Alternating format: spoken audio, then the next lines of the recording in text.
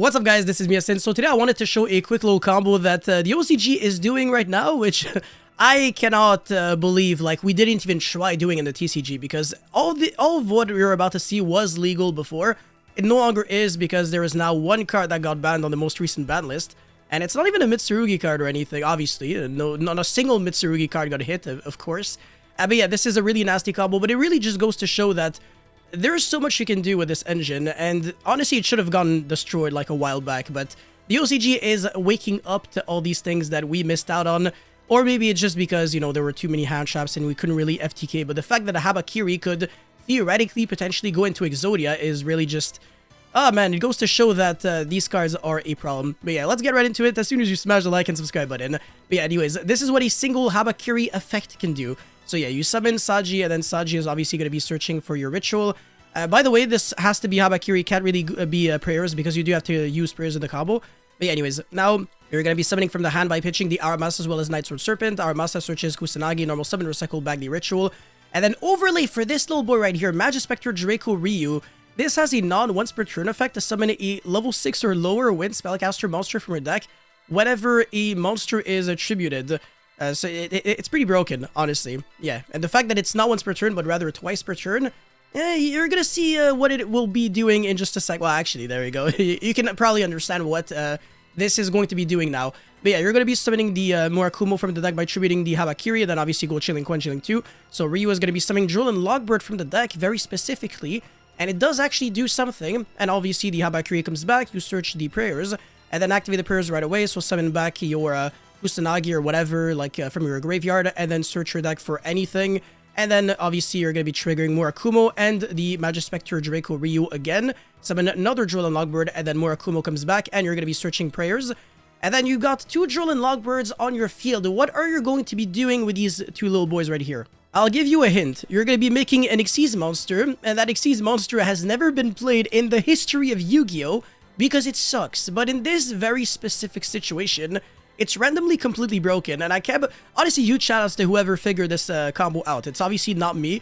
I'm not that smart, unfortunately. You know, I'm Yak sign, or rather, should I say Yacine in Brazil. But yeah, anyways, we're overlay for Shamoji Soldier, number 63.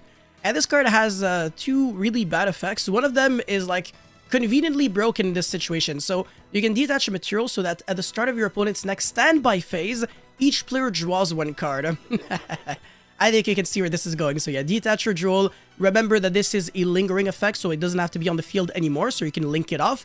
And this is the ban card that I was talking about. So it's Moon of the Close Sky, everything else is legal. Yeah, now you go into Requiem and then summon the Lacrima from the deck, and that is going to be sending the Engraver, and then link off for Sequence, and then fuse away for Fiendsmith Lacrima, revive back the Engraver, make the Ptolemium 7, recycle back the Drool and Logbird. This is ridiculous. You're summoning Drool from the deck with Ryu, and then recycling it back with Constellar Ptolemy. You're basically searching Drool in this combo, and you could almost kind of do this right now. I mean, not really, but yeah, kind of, but not really.